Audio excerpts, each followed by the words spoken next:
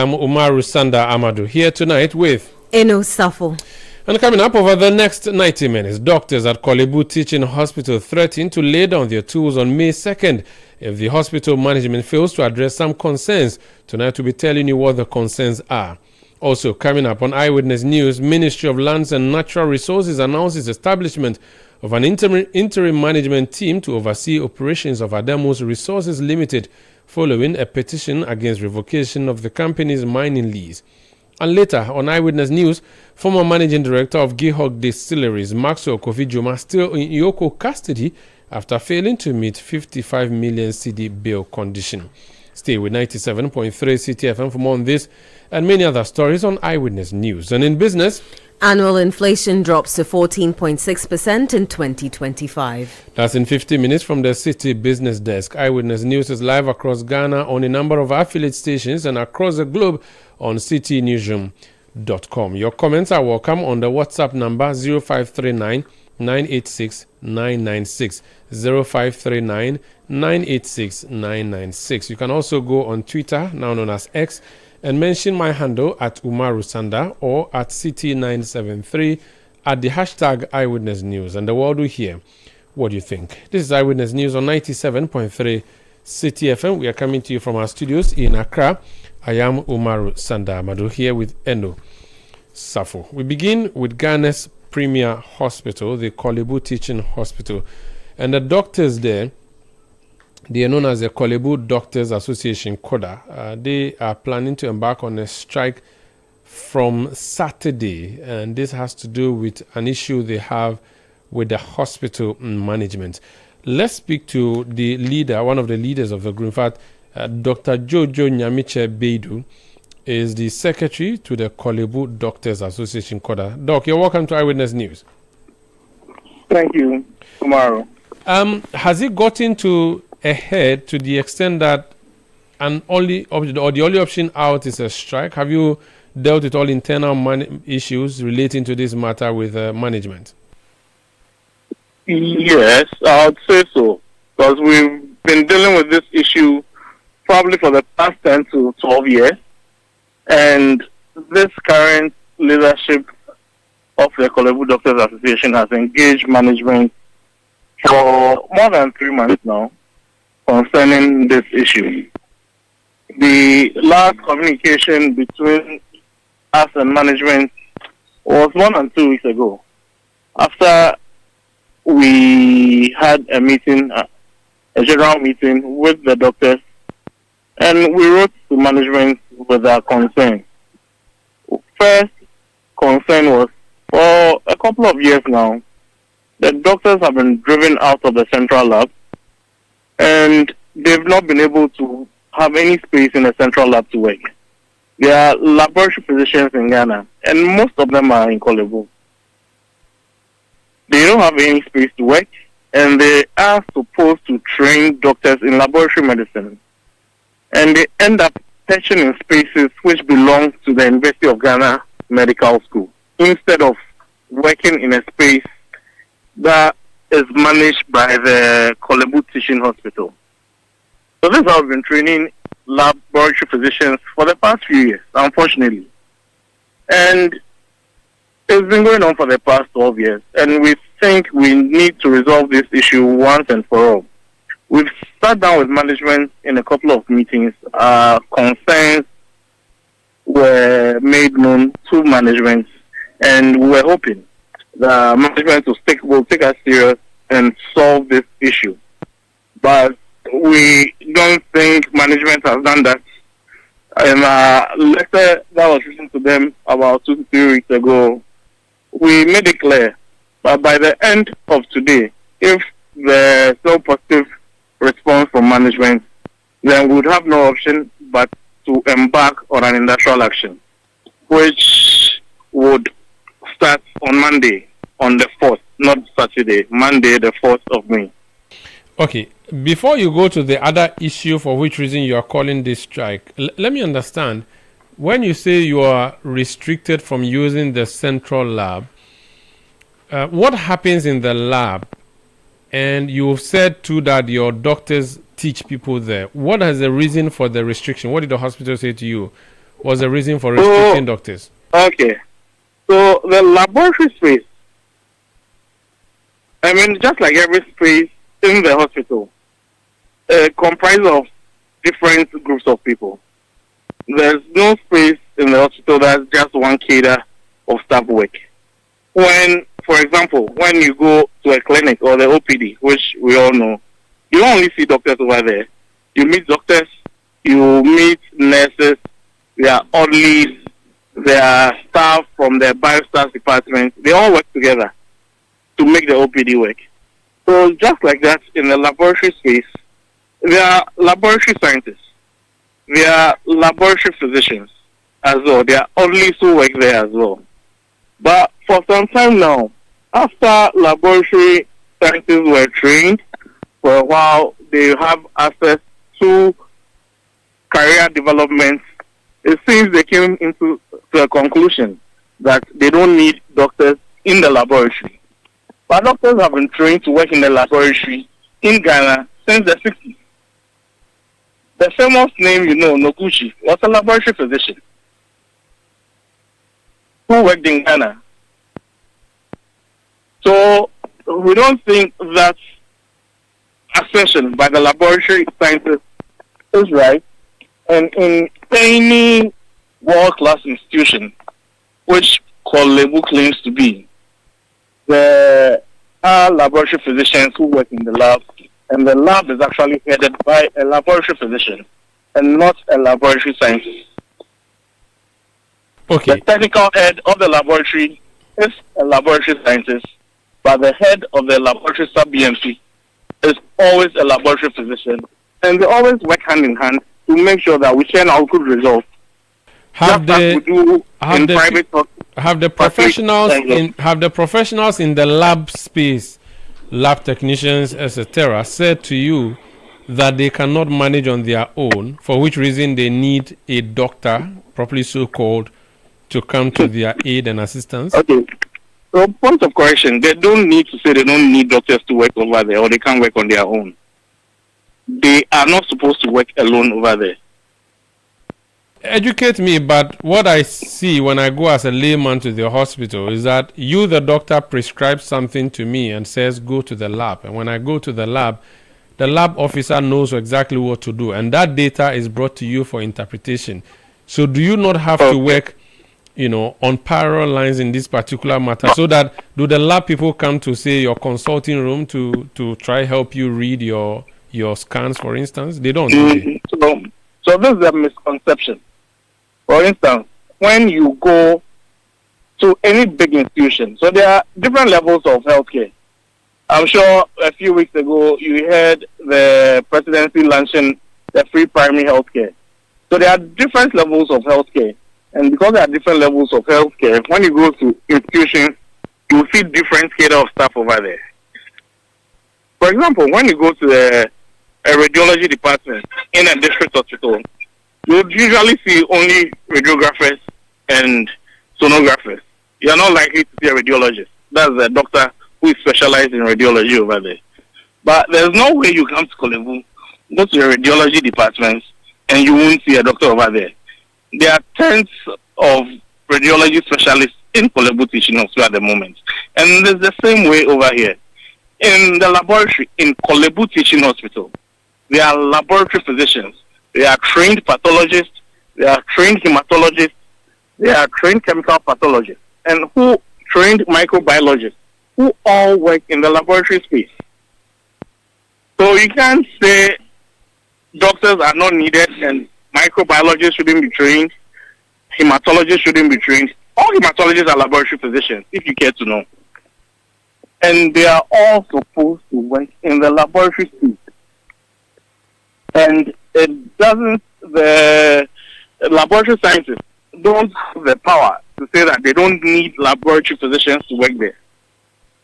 And they don't employ laboratory physicians. And they don't run the hospital. Good. So there's a standard. It's good you said that. And that's going to my next question. They don't run the hospitals. They don't employ you.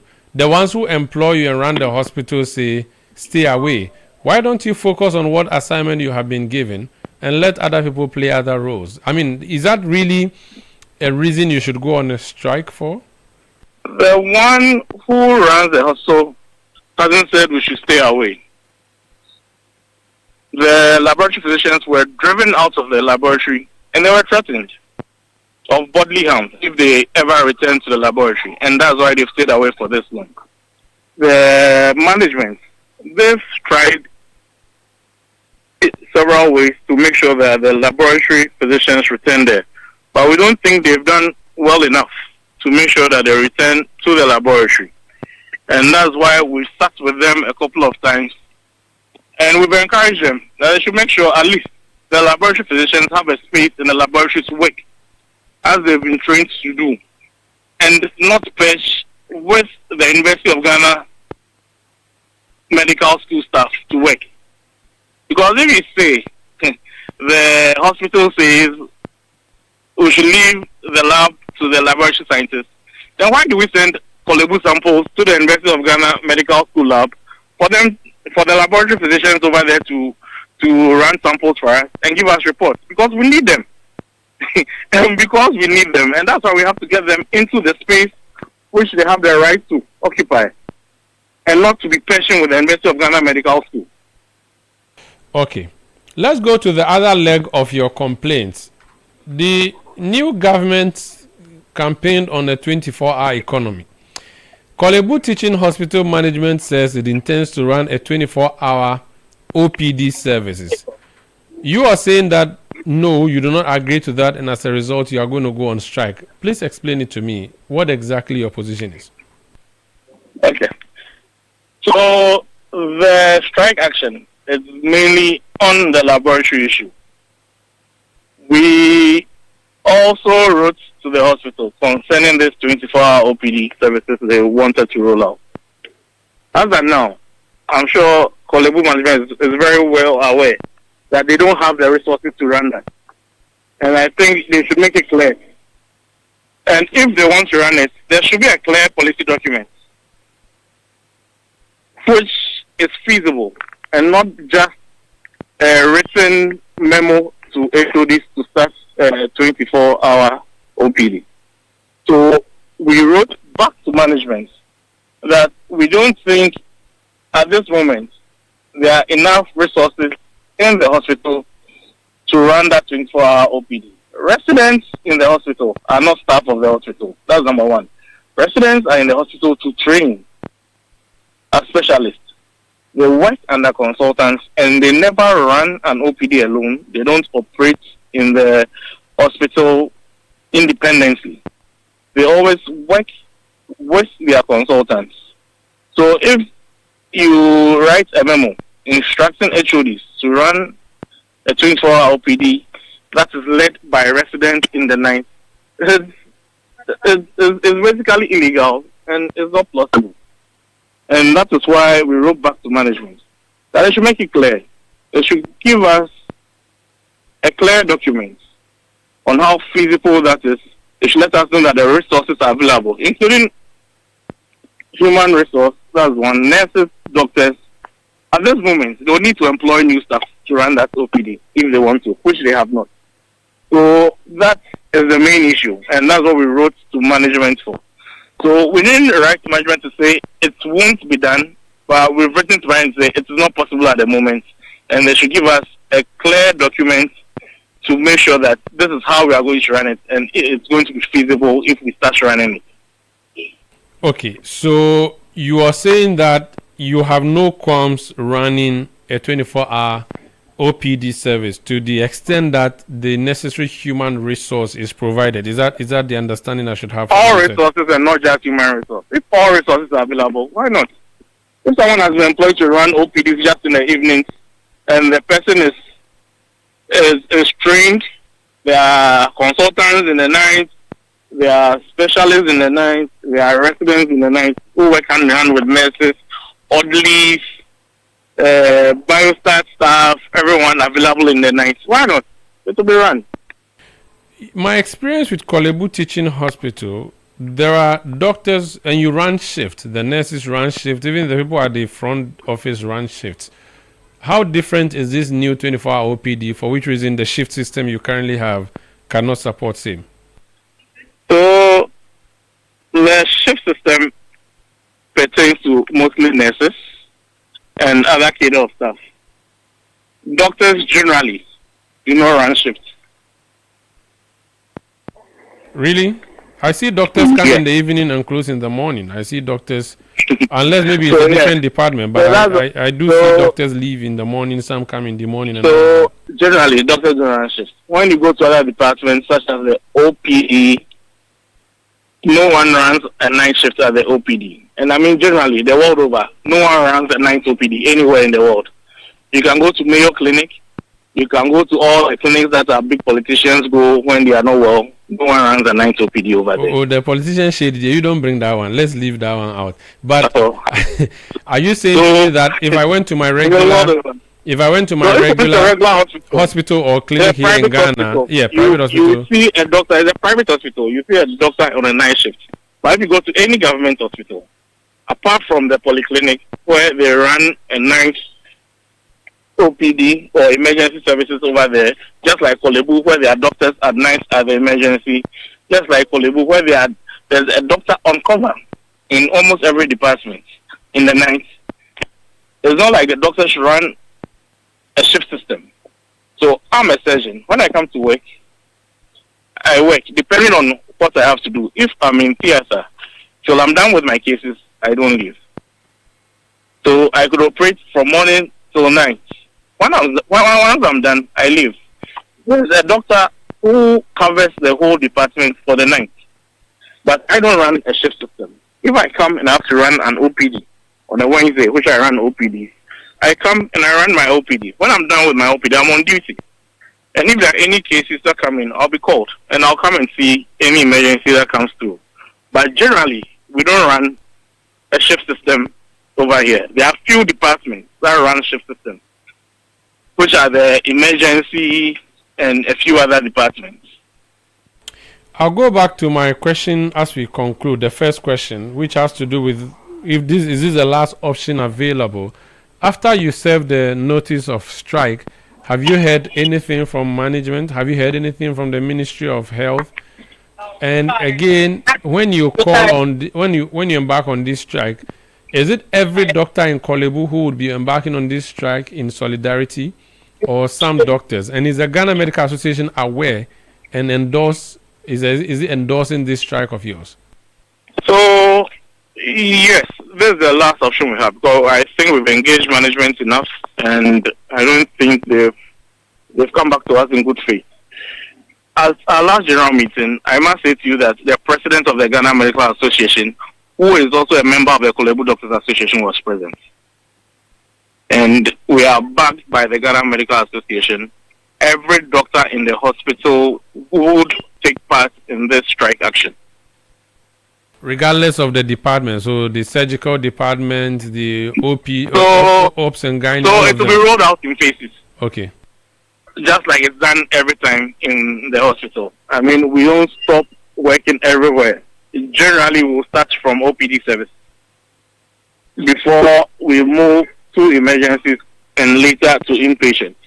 So that's how strike actions are always rolled out in the teaching hospital. Very well. Thank you so much. And so the strike starts on Monday? Yes. Thank you so much. We hope that it doesn't get to that. So the officials are listening. Thank you so much for speaking to us. Okay. Thank you very much for having me. That's Dr. Jojo Nyamiche Beidu. He's secretary to the Kolebu Doctors Association. Koda. This is Eyewitness News on 97.3 Citi FM. We have some health-related stories, don't we, Eno? Yes, we do.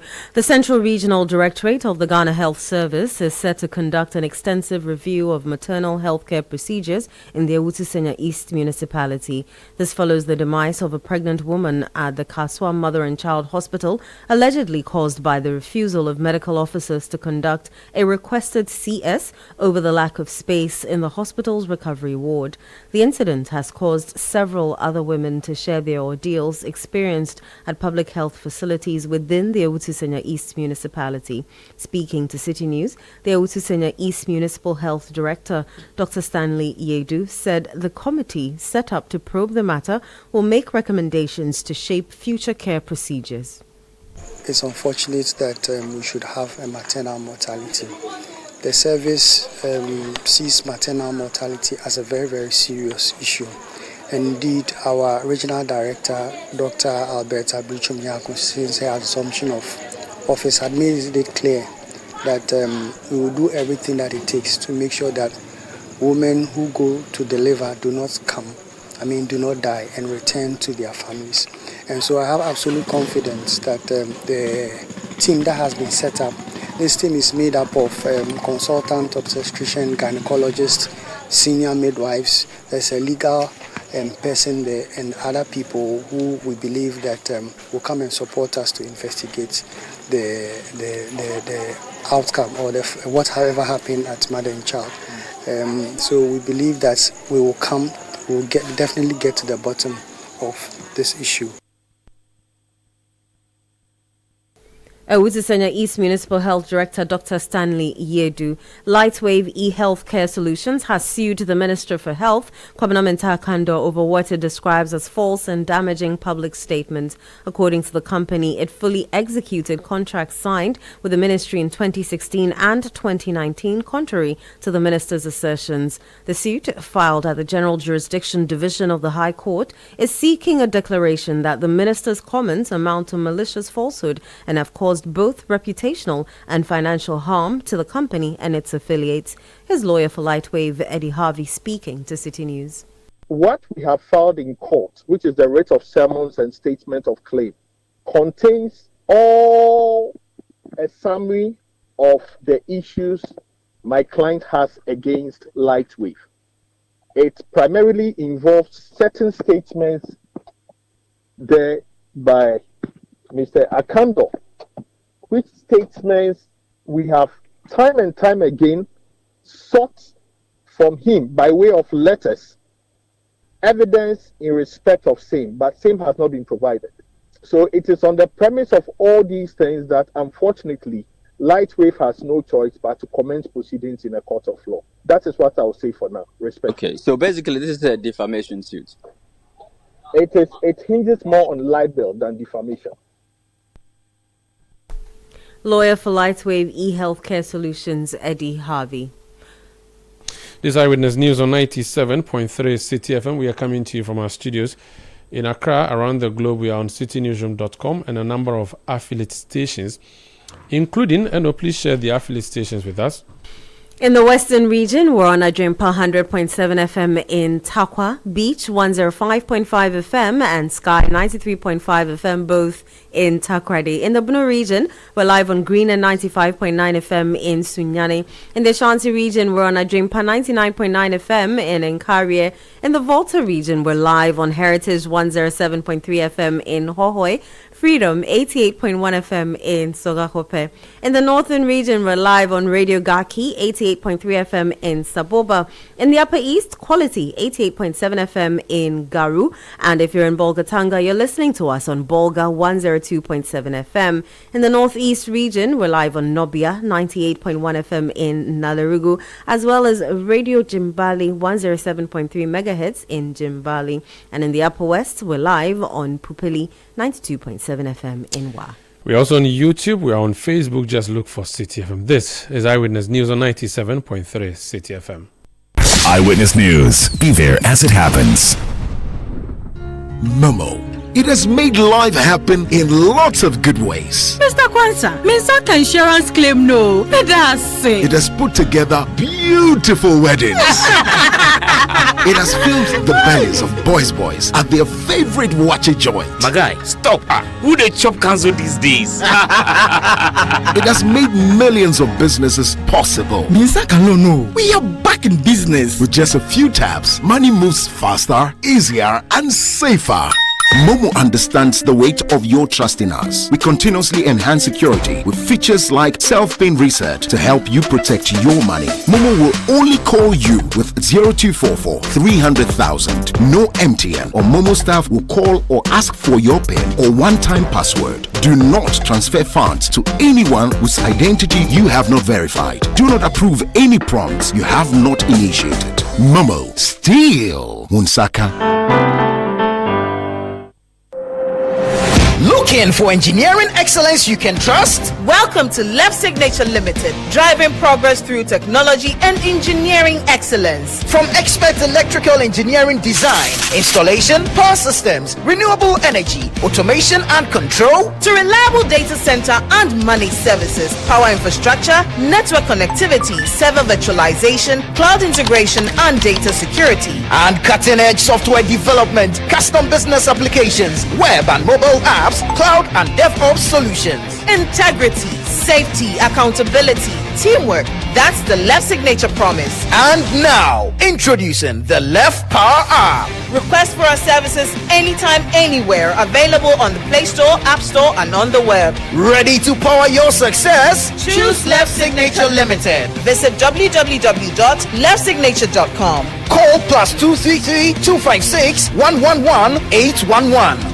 Left Signature Limited. Engineering excellence for a connected future. Let your voice be heard on Eyewitness News on Facebook at facebook.com/Citi97.3, Twitter at twitter.com/Citi973, and Instagram at instagram.com/Citi973 with the hashtag Eyewitness News. Yeah, welcome back. This Eyewitness News on 97.3 Citi FM. Anna Fernaneku says 55 million cedis per bail condition for Marcel Kofi Juma is a peanut for him looking at the you too. This one I can't continue to read. Abi National in Wa says whoever engaged in an illegal mining will not be allowed to spoil our waters under President Mahama. Akapo Jr. and Havomim says the government must hurriedly intervene in this attempt to strike, as a day's strike by these doctors will lead to loss of lives. The government must act proactively to avert this. Delanyo Agbe in Peduasi says management of Kolebu must do the needful to consult the doctors to avert strikes that would distort health delivery. John Sadboinla says, I believe the Kolebu doctors might have a good reason, but they should exercise restraint and wait for management's response, which I believe will satisfy everyone. Abba and Papa Abba. From XON, Accra. I don't know if that's supposed to be Horn. He says 12 years, 3 months, and 12 weeks, and you think May Day 2026 is the day you go on strike? Oh, doctors, go back and look at the issues with the management. Every worker in the health space matters. We like doing things the same way in this country. Doctors live above some of these politicians.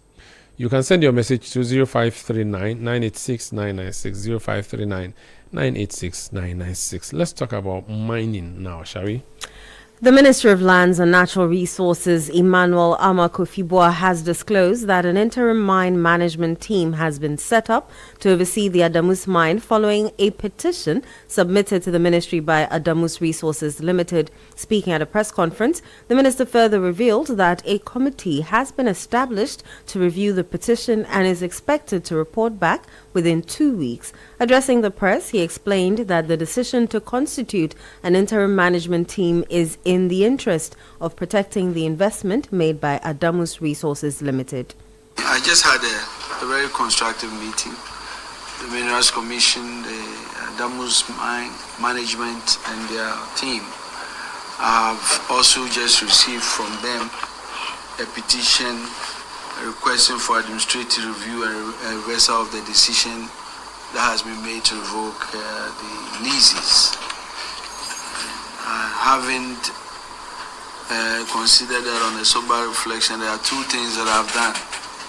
Number one, I'm setting up a ministerial committee to review thoroughly the petition, and that will be done. That committee will be in place starting work on Monday. The committee's terms of reference will be very clear to look at the work of and the recommendation that has been done, and also to look at other additional information. They will directly engage Adamus and give them the opportunity to address a lot of the concerns they have in this petition, and after that they will give me a comprehensive report and recommendation, and I will give them a maximum of 2 weeks to do that work. I am also at the same time setting up an interim management committee to manage the mine, working closely with the mining company, Adamus, in a very orderly manner until we have concluded the work of the committee. And so I wanted to inform you that this is what my decision is. And this is being done in the interest of the investment there, in the interest of the people of Ghana and the workers there. And so we will work together to try to make sure we address that. This is without prejudice to the decisions that has been made.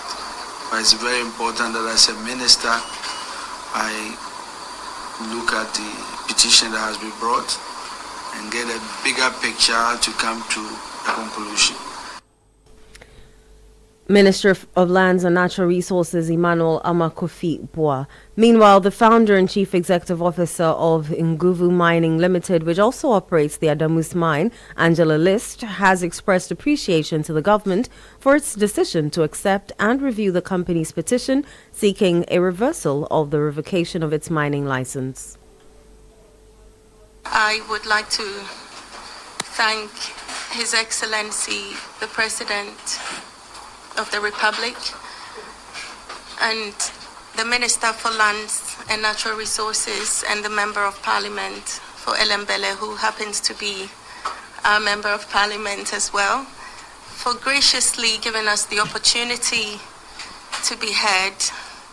A simple right that is spelled out in the Minerals Act, of which we were denied the opportunity previously.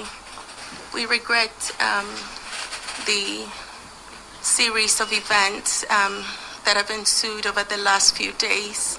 I would like to thank the workers of Adamus, our partners, our banks, and the general public for showing support, especially for the workers who have been resilient and continued to work under the circumstances.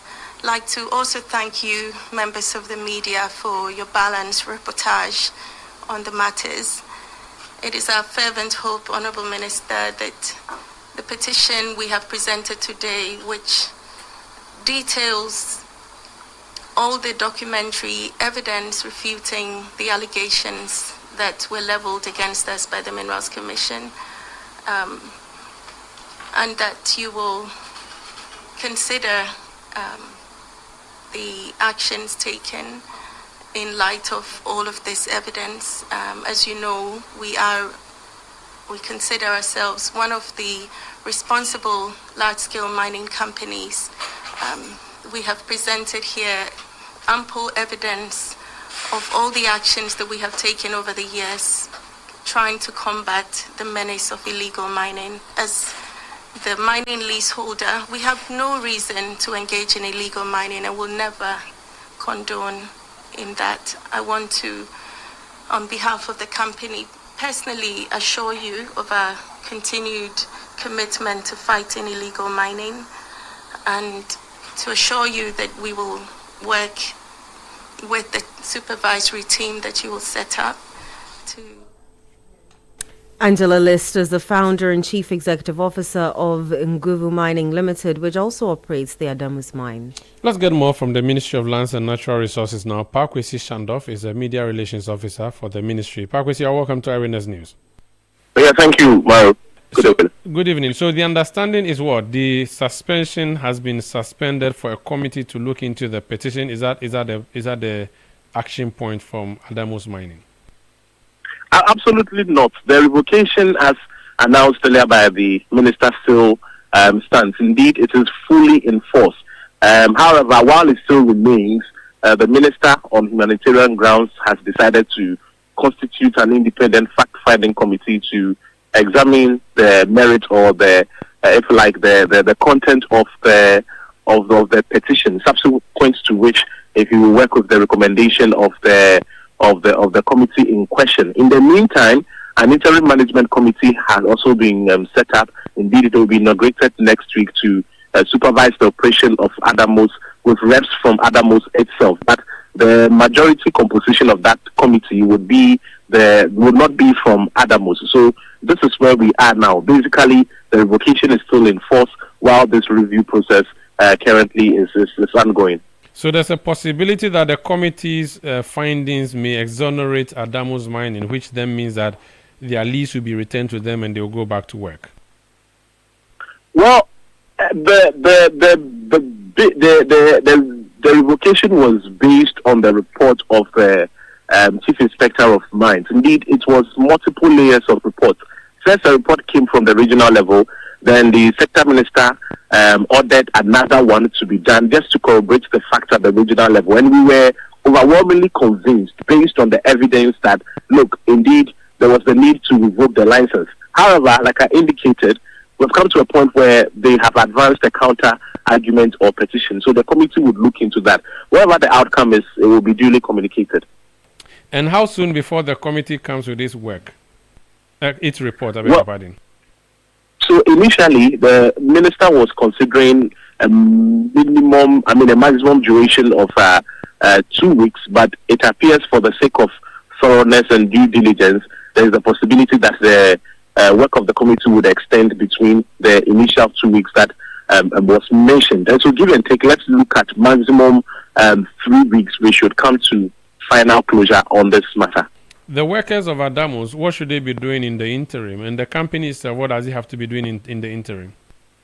Well, in the interim, they would have recourse to defer to any directives of the interim management committee, because, like I said, there is an interim management committee that has been instituted. So they would engage the workers on their relevant concerns in terms of welfare, compensations, and all of that. And the good thing is that the interim management committee will be working closely with Adamos. However, they will be exercising supervisory oversight. So all of those concerns about workers and the operation of the mine itself within this period will be handled by the IMC. Thank you so much for speaking to us. A pleasure, so much. That's Pakwesi Shandorf, his Media Relations Officer of the Ministry of Lands and Natural Resources. This is Eyewitness News on 97.3 Citi FM. We are coming to you from our studios in Accra. I am Umaru Sandamado. Let's talk about energy-related matters now, shall we? President John Dramani Mahama says the recent fire that destroyed Gridco's Akosombo substation has created an opportunity to modernize the dam's aging control systems. During an inspection tour of the facility, he noted that the substation had operated for more than 60 years without major technological upgrades. The president urged engineers to continue restoration works, saying the setback should now be used to introduce modern systems to improve efficiency and reliability. Because now that the successfully has happened, it gives us an opportunity to replace with a more modern control room that will serve this Akosombo plant and let it work for more generations yet unborn. And so I told the minister the work you have done. He's briefed me. You have 4 of the turbines back on, and he says that you're working another miracle, and that I'll get good news soon with the remaining 2 turbines also coming back on. So I want to thank you very much for what you've done, and we encourage you to continue to work. VRA will continue to be one of the foremost state-owned enterprises, and Gridco and VRA, both of you. President John Dramani Mahama there. Eyewitness News. Be there as it happens. Hello, my name is Wakadri, and I'm a man of many voices. Some people fall for Pamela. Good afternoon, this is Pamela. We're revalidating some mobile app accounts. Kindly confirm your details. Oh, my other victims who think I'm calling from. Hello, customer experience here. Your account has been blocked. Please provide your PIN so we can reactivate it immediately. Others panic and fall for that one. Dear customer, click the link in the SMS we just sent you to upgrade to your ATM services. My favorites are the ones who click first and think later. Hey, Radi. Be honest. Like play, you could also fall for this. Stay safe. Remember, EcoBank will never call, email, or send an SMS asking for your PIN, OTP, bank card, or Ghana card details. Pay attention to detail. EcoBank, the Pan-African Bank.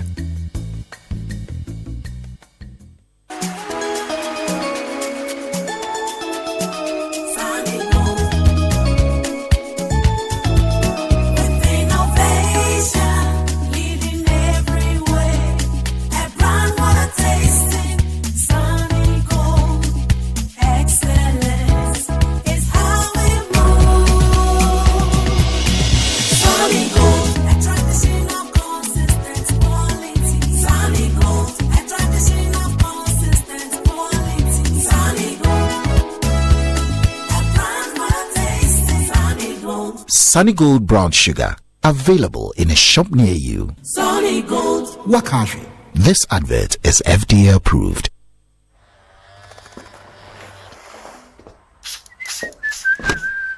Charlie, trim I'm nice. I get some serious meeting. Allah, motion. But Charlie, no credit today. Oh, but you relax. Momo day. Hey, what funny. Yes, so I borrow small, sort myself out, I pay back. We move. Spoil there. Ah, Charlie, you sure say you dey pay back? Yes, so that anytime somebody else they need them, Momo day. Be like I for can't borrow some more. Hey, you this boy. Don't go there and disgrace yourself. Allah motion. Responsible borrowing be the real flexo for today's needs and tomorrow's dreams. Borrow, sort them, pay back. Momo day.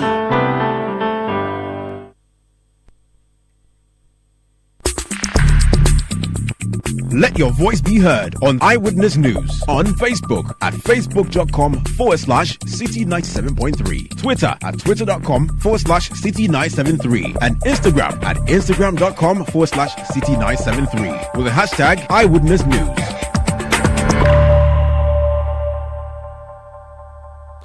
Yeah, welcome back. This is Eyewitness News on 97.3 Citi FM. Maxwell Kofi Juma is a former Kumasi mayor, former member of parliament for Asqua, former head of Gihok Distilleries. As we speak, he's locked up in the custody of the Economic and Organized Crimes Office. Maxwell Kofi Juma's nickname is Kofi Ghana. Paul Yando is Ashanti Regional Director of Communications of the New Patriotic Party. He's joined us on the line. Mr. Yando, you're welcome to Eyewitness News. Thank you very much. What's happening to Kofi Ghana? Thank you for making it a news item on your studio. Please, about 2 weeks ago, you invaded his private residence and then took away some valuables that belongs to him. So upon that, he made an official letter to Yoko to ask about why they invaded his house or his private residence. And so Yoko boss also wrote a letter to Honorable Kofi Juma telling him or inviting him to come to Yoko premises so that can discuss whatever was in his letter. So on Tuesday, Honorable Kofi Juma went to Yoko's office. And when he went there, he thought that we were going to ask him about the letter he wrote, not knowing they were asking him about a Boston glass factory with some machinery that were there. They have gone missing because they had heard that around 2023-2024 there was an announcement made by Master Kofi Juma that they are taking over a Boston glass factory. So when they go there, they don't find anything. It means it fits with Gihok, and then he was the Gihok MD, so they should come to him. So he told them that so it was a management decision that they took, and then also approved it. So every document of records in the records of Gihok. So whatever they do, they can go to Gihok and they are going to have it. I think Remo Archer was not at peace with it, so he left him to his fate, only to be slapped with 55 million Ghana billboard. My brother, how on earth is he going to raise that kind of money or that kind of property whilst you have been to his private residence and then you are taking over or taking to yourself all the documents that he has? So even if he has any document to serve as a guarantee, you have taken them. So how can he bail himself? So as it stands, he's at Yoko office, and then his lawyers are looking for whoever will assist in bailing him out. So he's at Yoko office as I speak to you. Now, did you make any attempt, or did anyone you know make an attempt to come and help with that bail condition? My brother, I was supposed to come to Accra, but upon hearing that bail condition, how on earth am I going to raise that amount? So I needed to stay back, talk to some few friends and party people here so that they can assist in any way. So I'm still gathering myself in Kumasi. When it is ready, then you can come to Accra. You don't have assets worth 55 million cedis. 55 million Ghana cedis, my brother. We are not talking about 5 million. 55 million Ghana cedis. It is not a small amount. My brother, it's not small. Do you have that money? No, but it's not the money you have to present. You have to present. You have an item. You yourself. You have that money. That worth of worth of what do you call property. Do you have it? No, not in this country. Yes. And so we are in search for that. So what is the health of Kofi Juma, by the way? I mean, he's old. How is his health condition? As you are aware, around 2022, 2023, we all saw how deplorable the health condition was. It's just by the grace of God that he's still alive and he's on medication. That is our plea. That they should consider all those conditions before so that they can release him. That is my worry. You should have access to him so that you can give his drugs and other essential food that he's supposed to take. Does he have a lawyer? Has a lawyer attempted to go to court to vary the bail condition? Yes, a lawyer Emmanuel Beni Akon. That is his lawyer. And has he tried to go to the court has he gone to court to vary this though? No, he has not been to court. So it means that you are intent on getting the bail conditions met. You are not intending to go to court to ask for a reduction or a variation. I don't know, but what he told me is that he's looking for people who can assist in that regard. So that is what he's doing. And I'm also doing my bit in my champion. Very well. Thank you so much for speaking to us, sir. You're welcome. That's Paul Yando. He's Ashanti Regional Director of the Communications of the New Patriotic Party. This is Eyewitness News on 97.3 Citi FM. I am Umaru Sandamadu here with Enusafu, who brings us our next story. The Center for Environmental Management and Sustainable Energy has described the rights information request filed by the Minority Caucus on the energy sector levies as premature. The minority formally invoked the RTI Act, seeking detailed information on how funds accrued from the energy sector levies have been utilized. In an interview with Citi News, the executive director of CEMSE, Benjamin Nsia, explained that Section 6 of the Energy Sector Levies Act mandates the Ministry of Finance to publish an annual report on the performance and utilization of the levy, which is usually released in June. It's premature for the minority to call for the performance of the funds in terms of how much was realized from it, as well as its utilization.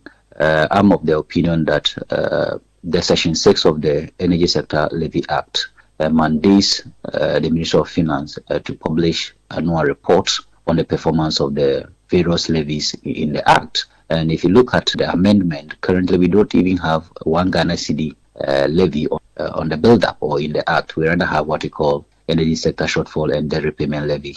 Through the amendment of ESLA, now we have the current ESLA as 1141. And because the Section 6 of it mandates that they are reported on in terms of performance and utilization, I think that we should wait for the Ministry of Finance to release the report.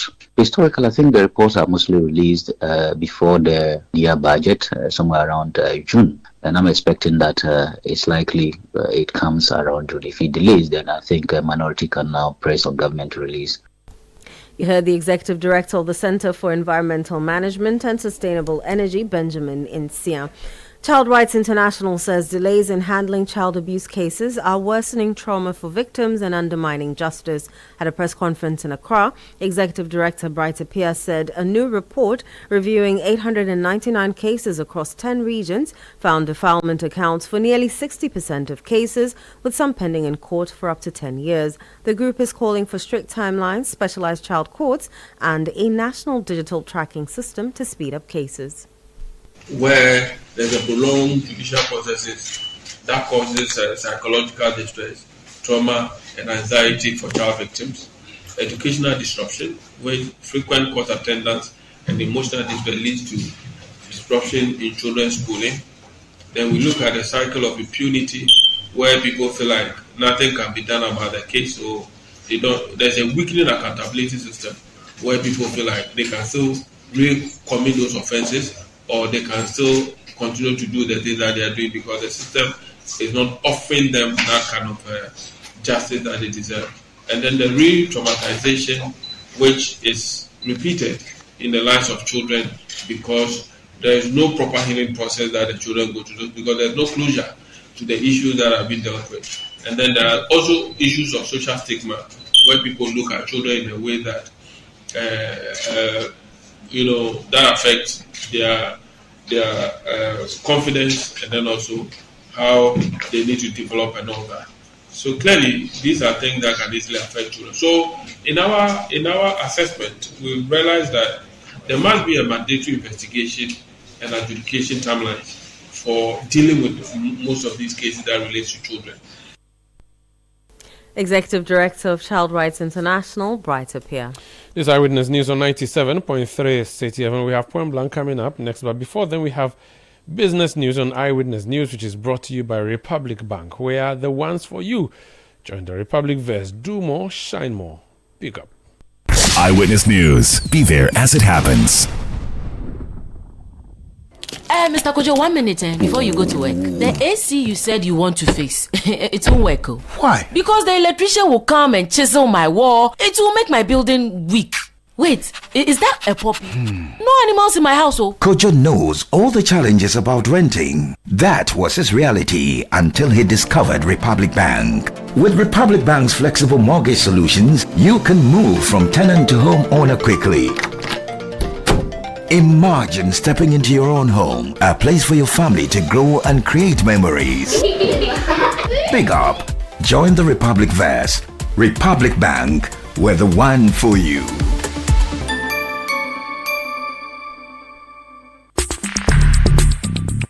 Let your voice be heard on Eyewitness News on Facebook at facebook.com/Citi97.3, Twitter at twitter.com/Citi973, and Instagram at instagram.com/Citi973 with the hashtag Eyewitness News. Get the details. Every significant financial transaction, every market movement, and all the policies that affect your business. Citi Business News. Be informed. Time now for Citi Business News on Eyewitness News. I am Inu Safo. Let's settle for the details. Ghana recorded an annual average inflation rate of 14.6% in 2025, down from 22.9% in 2024. This is according to the maiden annual inflation report released by the Ghana Statistical Service. The The report describes the development as a clear sign of easing price pressures, although households continue to face relatively high living costs. By the end of the year, inflation had fallen sharply to 5.4% in December from 23.5% in January, marking 12 consecutive months of decline. Here's government statistician Dr. Alhassan Idrisu speaking at the launch of the report. Annual average inflation of 14.6% remained higher than Sub-Saharan Africa regional benchmark, lower than ECOWAS. But that higher average inflation figure is reflecting the impact of earlier high inflation figures. One may ask, what drove inflation from the data? 3 clear drivers stand out. 1, food. Food alone accounted for over 50% of total inflation.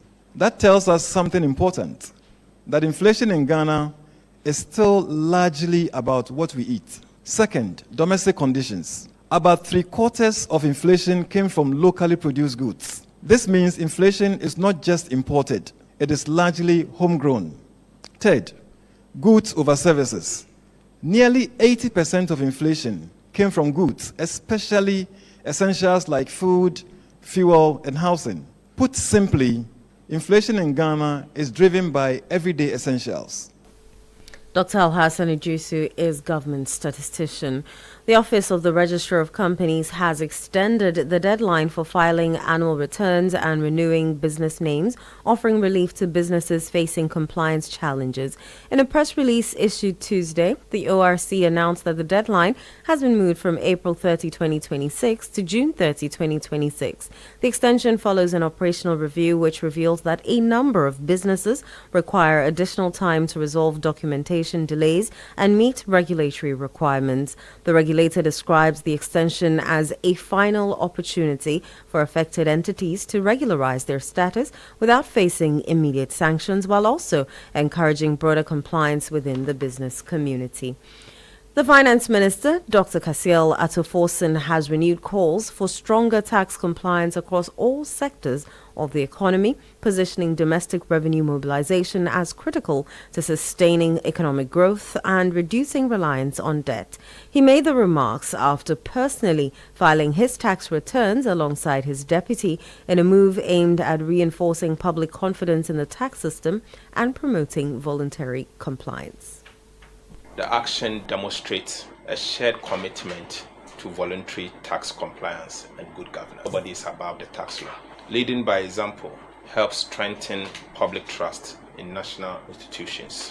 And I want to use this opportunity to again encourage everyone, all public officials, businesses, individuals, sole proprietors, to all get involved in the process of paying your taxes. Compliance is not just a legal obligation. It's a moral responsibility on all of us as Ghanaians. Tax revenue funds essential public services such as education, healthcare, infrastructure, and security. When everyone pays their fair share, the burden is shared and development is accelerated. In fact, we can do better if we pay our taxes and pay it on time. A strong tax culture supports economic stability and growth. The Ghana Revenue Authority continues to modernize systems to make tax compliance simpler, fairer, and more transparent. Ongoing reforms aim to improve service delivery, reduce compliance costs, and enhance accountability will be accelerated. Finance Minister Dr. Kasiel Atoforsen there. Now, Minister for Communication, Digital Technology and Innovation, Samuel Nate George, is advocating for more inclusive and technically strengthened regional presence within the International Telecommunication Union. He urged the global body to ensure all its sectors are fully represented at the regional level. Delivering Ghana's submission at an ongoing ITU meeting in Geneva, Switzerland, the minister acknowledged the extensive work captured in reports on the activities of regional and area offices, describing them as impactful across the 6 global regions. Ghana acknowledges the breadth of activities reported across the 6 regions, and we note with appreciation that Ghana is among the African countries that has benefited directly from the digital financial services security clinics organized through the African Regional Office in collaboration with the Telecommunication Standardization Bureau. This kind of hands-on regulator level capacity building is exactly what our membership needs and we will encourage its continuation and expansion. Mr. Chair, Ghana will, however, focus its intervention on one substantive concern. The regional presence has historically been driven by the BDT. That is understandable, but development is the most geographically distributed of the ITU's 3 sectors, and the regional offices were originally conceived to deliver development assistance on the ground. But the world has changed, and membership's needs have changed with it. Ghana therefore makes 2 specific calls. First, we're calling for substantially increased participation of the ITUR and ITUT in the regional presence. Samuel Nate George is Minister for Communication, Digital Technology and Innovations.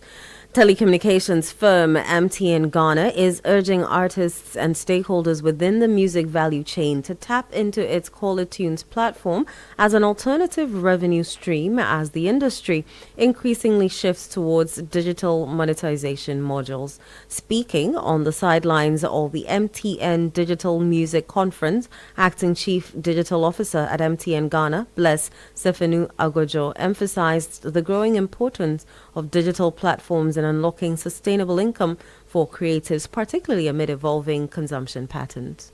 It's a beginning of a new era. Like the panel have discussed, this platform has been in existence for a while, but there has been some misconceptions that have been cleared today, and the participants were very excited about what they can do with the platform and what benefits they can get from the platform. And I believe that conversation will still continue to happen in order to get everybody on board and promote this platform to get the necessary impact that the community that works within the ecosystem can generate from this. The discussions centered around perpetual incomes from their works.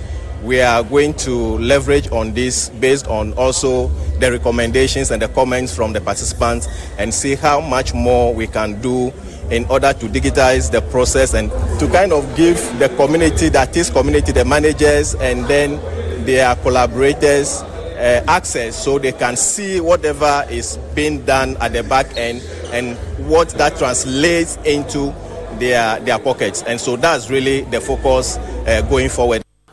Bless Sefenu Agojo is Acting Chief Digital Officer at MTN Ghana. Meanwhile, President of the Musicians Union of Ghana, Bessa Simons, noted that artists must adapt to technological changes and reposition their business models to remain competitive in a rapidly digitizing industry.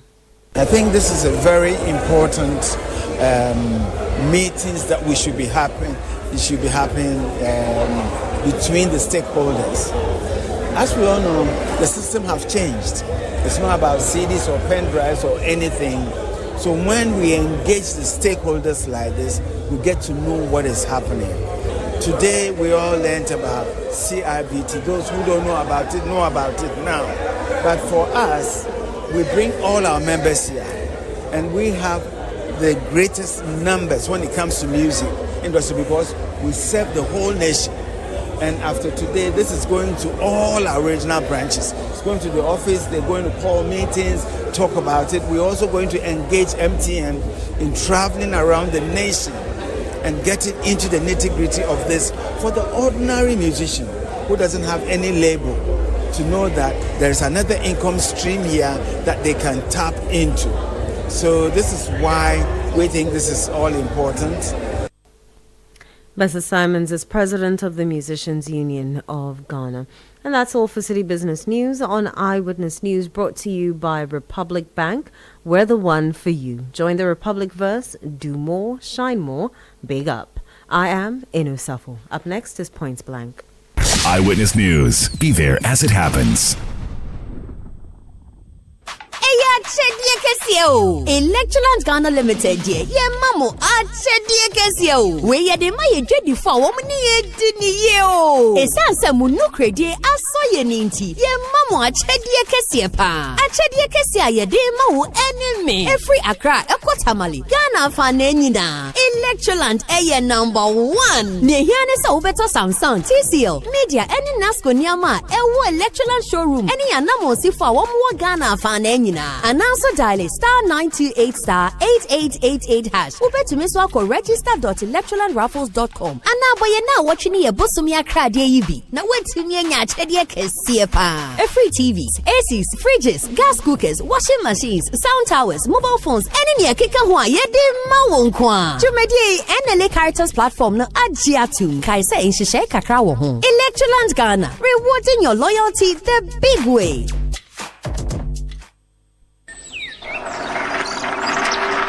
This damn patch again. Ebo, look at this wall. Every few months, the same damn patch comes back. I've painted it twice already. What is all this? Kofi, you can't fight moisture with paint too. The problem is inside the building itself. Yes. So what can I do? The house is already finished. Simple. Gasem Super Strong Waterproof Cement. It's a new cement with built-in water protection technology. Water protection? Yes. So it's just for repairs? No, my friend. That's the difference. Use it to fix dampness and seepage. Or use it for new buildings. Foundation, block work, plastering. One cement that builds and protects. Wow. Gasem Super Strong Waterproof Cement. The one cement that builds and protects. Build it right once. Gasem, the nation builder. The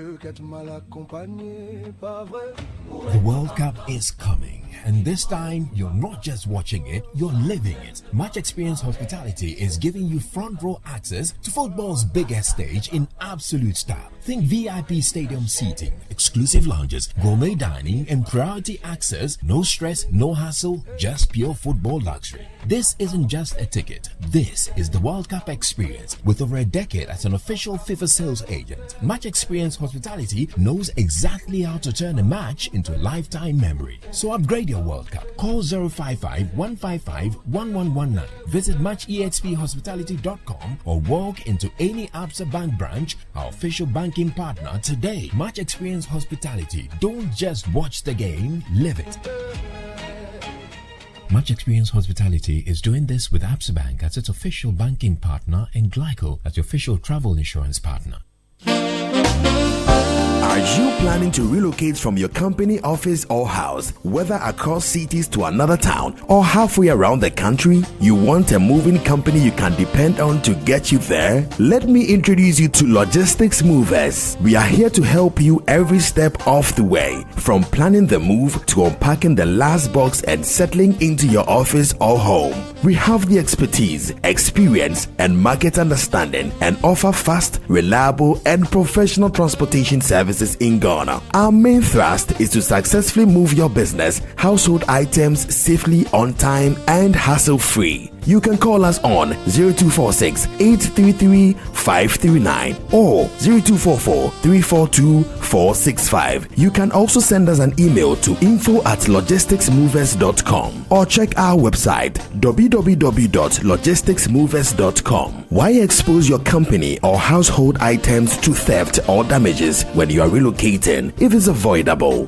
Logistics Movers, we help you relocate.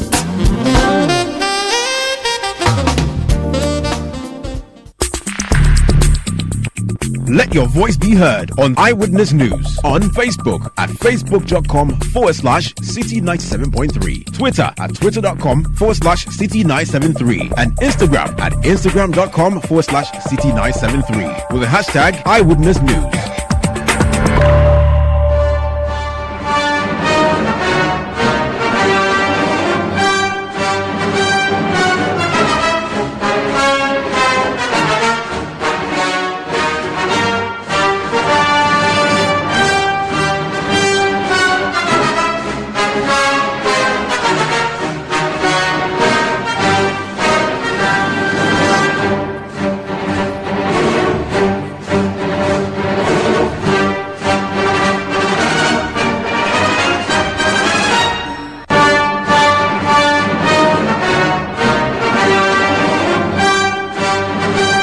This is Point Blank on Eyewitness News. I am Umaru Sandama. Tonight on Point Blank,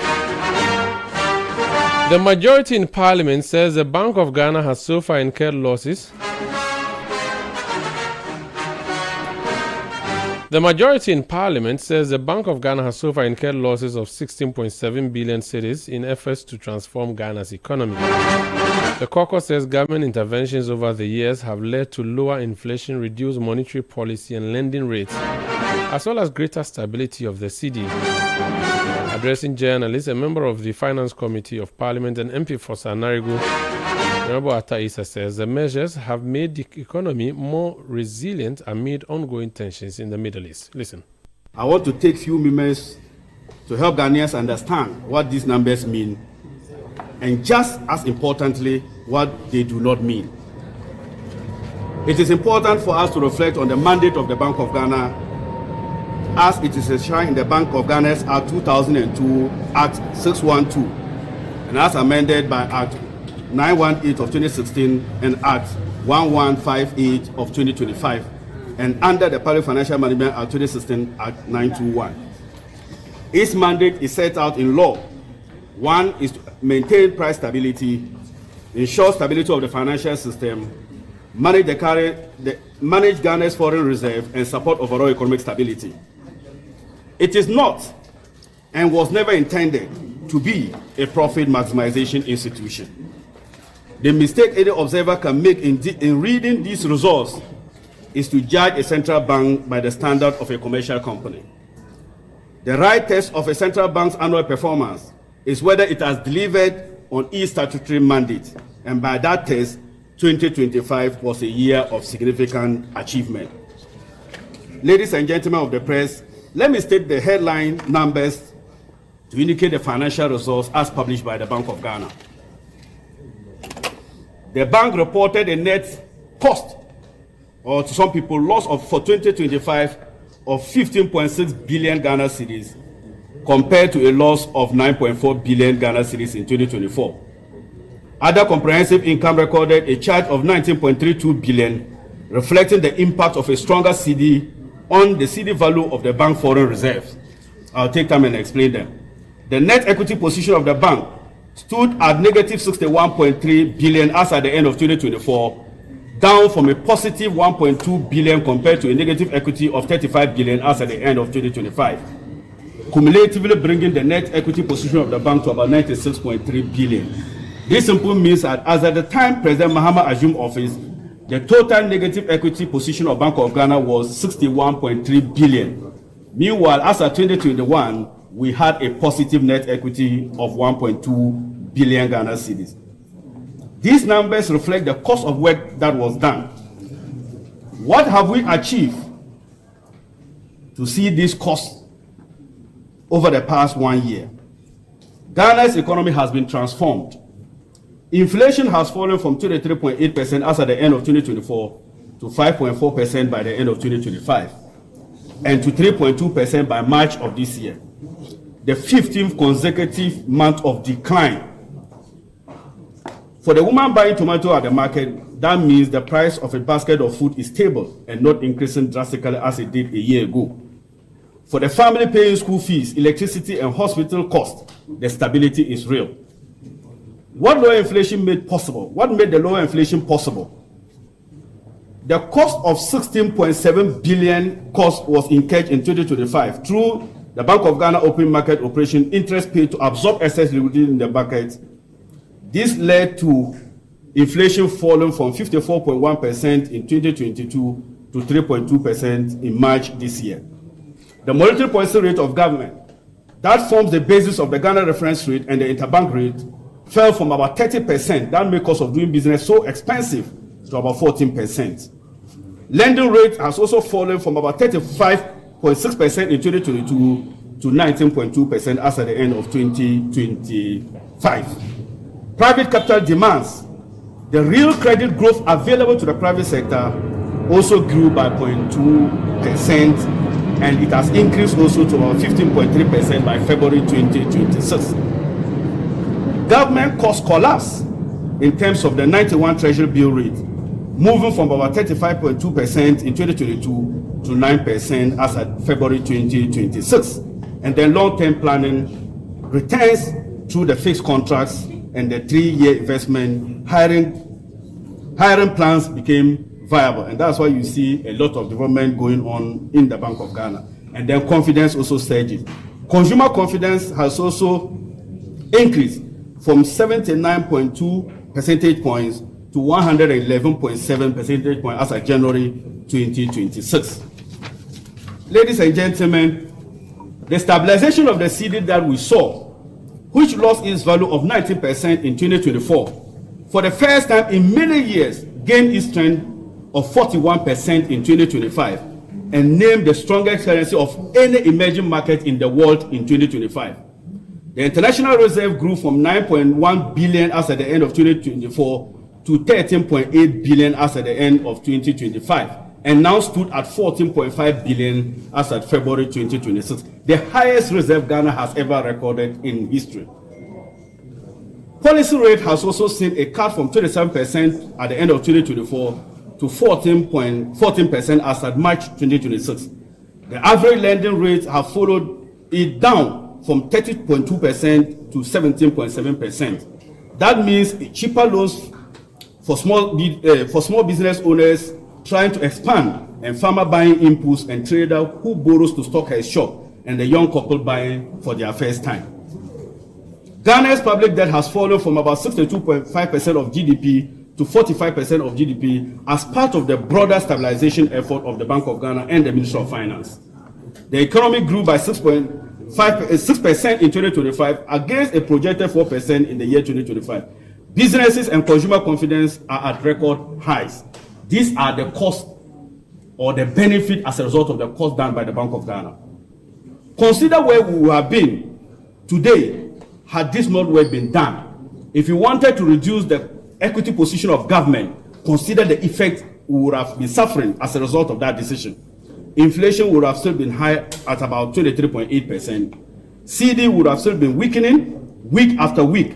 Reserve running lower, lending rate above 30%, and all this happening in a global environment of war, of trade tariffs reshaping the international ecosystem, of capital flight from emerging markets and other economies in our region, and beyond all are still struggling with all these pressures. Ghana is still resilient and not affected by that. The bank built a room we can now have to navigate this moment. These outcomes did not just happen by accident.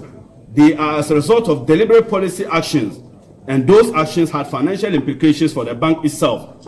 The costs you see in the financial statements are the cost of producing the outcomes that you are living through currently. The institutions carried them on its books. The country received the benefits. The Bank of Ghana had to absorb the cost, but the country, you and I, are all benefiting from that. Why the cost? Three things drove the headline cost in 2025, and each one is measurable. First, the cost of fighting inflation. To bring inflation down, the bank had to absorb excess money from the banking industry by issuing short-term bills and paying interest on them. The cost rose from about 8.6 billion Ghana cedis in 2024 to 16.7 billion Ghana cedis in 2025. The bigger you spend, the bigger your results. And that's why we moved inflation from 23.4% to about 3.2%. In 2024, with a smaller spend, inflation barely moved. In 2025, with a larger spend, inflation fell by 18 percentage points.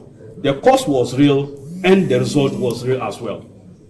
Secondly, the cost of building reserves through the gold purchase program. The accounting cost of the gold purchase program stood at 5.7 billion Ghana cedis in 2024 to 9 billion Ghana cedis in 2025. The program accumulated approximately 111 tons of gold in 2025, up from less than a ton in 2021. The gold itself has not been lost. The reserves are real. Let me now take you into the details of the gold purchase program and its impact over the years. In 2022, the total number of volumes that the Bank of Ghana acquired was 3.4 tons of gold, with a value of $194 million. And the cost of achieving that was 74 million Ghana cedis. In 2023, we achieved 37.02 tons of gold at a cost of $1,554 million United States dollars, and we spent $1,372 million Ghana cedis. In 2024, we achieved 54.47 tons of gold, and we spent $4 billion United States dollars and spent $5 billion in terms of cost to achieving that. In 2025, we moved the purchases from 54.7 tons to 111 tons. So it generated cumulatively 11 billion United States dollars, and we only spent 9 billion Ghana cedis achieving that. Thirdly, the accounting effect of a stronger cedi. In fact, to every side of a situation, there are positives and negatives. Ghanaians are enjoying relative stability of our currency, yet it is making our cedi value of all our foreign bonds much cheaper, and we lose value. The accounting effect of a strong cedi: when the cedi strengthens, the cedi value of the dollar, gold, and other foreign reserves of the bank goes down on the books of Bank of Ghana. And let me take an example to show. If you are holding $100 and the dollar is 17 Ghana cedis, that time the Bank of Ghana cedi equivalent will be what? 1,700. In this year, if you are still holding the same $100 and the cedi is now 10 cedis, you see that the money will now be 1,000 Ghana cedis. So the $100 value hasn't changed, but because of the strong performance of the cedi, it is making the cedi value that we record in Ghana's books to be what? Lower. That represents a cost. So the cost that the Bank of Ghana will mention include this cost, and that cost doesn't translate into any economic cost but accounting cost. The dollar themselves did not leave Ghana. In fact, they actually grew from 9.1%, 1.9 billion Ghana cedis to 13.8 billion. But the cedi value of those holdings recorded a charge of 19.32 billion Ghana cedis. So what we suffered because of our strong management of the currency resulted in a loss of 19.32 billion Ghana cedis. And if you study accounting very well and the Bank of Ghana's law, we don't add this as part of loss.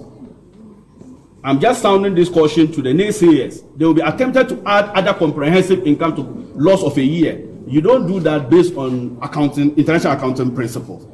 What it simply means is that this is a mirror image of the gain the bank recorded when the cedi was weakening. When we had the cedi at 17, the Bank of Ghana, using our presentation currency cedi in their books, they were seeing that the money was increasing. But because we are doing well with it, you are seeing them getting loss of 19 billion Ghana cedi. A weaker cedi would have produced an accounting gain and a higher inflation for the ordinary Ghanaian. The right thing happened. Now let me deal finally with the negative equity position of the Bank of Ghana. The Bank of Ghana negative equity position did not begin in 2025. In fact, before we signed onto the IMF program, it began in 2022 when the Bank of Ghana recorded a negative equity position of 55.1 billion Ghana cedis, having ended in 2021 a positive position of 5.2 billion Ghana cedis. The cause was the 2022 to 2023 domestic debt exchange program, a national policy decision taken to restore Ghana back to debt sustainability. The Bank of Ghana incurred a significant cost in 2022, largely as a result of the DDEP emanating from years of economic mismanagement, culminating into Ghana attaining an enviable record of a junk economy and debt distress under the Nanado Dr. Bawumia government. The immediate impact was impairment of about 48 billion Ghana cedis, with about 32 billion being an illegal and final write-off without parliamentary approval. The central bank holding of the government debt was restructured. Non-marketable holdings of the government of Ghana instrument, including long-term stocks, a COVID-19 bond, and an overdraft, were subjected to 50% haircut. Bank of Ghana, others claim being holding the marketable instrument were exchanged under similar terms as other financial institutions under the DDEP did. This led to an impairment of 48.40 billion in 2022. At the same time, the bank incurred a revaluation loss on its foreign assets and liabilities due to exchange rate depreciation. The impairment and revaluation losses led to a negative equity position of 55.12 billion in 2022. Under the program, the bank holding of government securities were restructured at a lower coupon rate, reducing the interest income of the bank earned by approximately 13 billion a year, and the effect that continued up to date. What it means is that for the haircut decision, government was supposed to be receiving interest income on the investment we had done of 13 billion annually. But the haircut took 50% of the total investment portfolio of Bank of Ghana, and that disease still continues to happen up to this year, 2026. The bank absorbed a portion of Ghana's national fiscal adjustment to help restore the debt sustainability for our country. The negative equity position is a balance sheet record of that contribution. The government has formally acknowledged this on 6th January 2025 in coordination with the IMF. The government of Ghana and the bank signed a memorandum of understanding to recapitalize, providing a framework if it is exercised. The memorandum of understanding exists between government of Ghana acknowledged that the start of negative equity position was caused by the domestic debt exchange program, and that program will continue to affect the bank in many years ahead of us. Now, when you get the full details, you will see the build-up of the reserve. These results do not affect the bank's ability to operate. It is important. Having said the cost of operating in 2025 was 15.6 billion, does not affect the bank's ability to operate. It is important to be clear on this point. These results do not affect the bank's ability to set and implement monetary policy, to manage Ghana's foreign reserves, and to supervise the financial system. The bank's authority comes from law and not on its balance sheet. This pattern is not unique to Ghana. The European Bank reported a loss in 2023 and 2024 while bridging euro area inflation under control. The United States Federal Reserve has its own continuous income shortfalls since September 2022. The Czech National Bank operated with a national negative equity of 17 consecutive years and was regarded throughout that period as one of Europe's most credible central banks. Bringing inflation down costs the central bank money. It is the same characteristic everywhere. Ghana is not an outlier. The 2025 financial statement have been prepared under the International Financial Reporting Standard, the IFRS, and under the Bank of Ghana law, and independently audited and presented to Parliament when we resume. Further, the actual cost of these financial results on the Bank of Ghana operational strength is minimal. This clearly demonstrated by the significant improvement in the bank policy position, which strengthened from approximately 700 million Ghana cedis to 5.5 billion Ghana cedis. This shift indicates the bank generated sufficient income through its policy operations to cover the costs associated with restoring macroeconomic stability. In effect, the bank has been able to finance the very intervention required to anchor inflation, stabilize the currency, and restore policy credibility. While this loss will never be repeated, 2026 will be a year of difference. The 2025 result was a peak. Looking ahead, 4 things has changed in the report. First, with inflation at 3.2% in March 2026, there is no longer a large monetary overhang to absorb.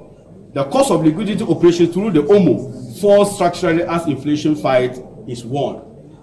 Secondly, with the policy rate cut from 27% at the end of 2024 to 14% in March 2026, every cedi of the liquidity to operate now costs roughly half and what it cost a year ago. New bills are issued at lower coupon rates. Existing bills roll over into lower rate replacement as they mature through the debt replacement program. Thirdly, on 26 February 2026, this Parliament passed the Ghana Accelerated National Reserve (GANREC). Under the new policy framework, off-takers pre-finance the gold program and the Ministry of Finance allocates the budget. The accounting effect that drove the $9 billion under the gold purchase program in 2025 will not follow through the bank's books in the foreseeing years. The fourth point, with the cedi expected to remain stable at its new, stronger level, the large revaluation effect that produced about 19.32 billion in 2025 should not be featured in 2026 and beyond years. The financial framework is improving. The financial structure of the program that drove the 2025 costs have been strengthened. The country can expect a different picture in the year ahead. In conclusion, the message to Ghanaians is this afternoon. The financial results that was released today reflect the work that was required to restore stability of our country. The work has been done. Inflation is down. The cedi is stronger. Reserves are at record lows. Lending rates are coming down. Public debt is lower. Economy is growing. Confidence is back. The institutions responsible for stability remain sound and fully capable of doing their job. Thank you so much, ladies and gentlemen, for the press, and I'm grateful.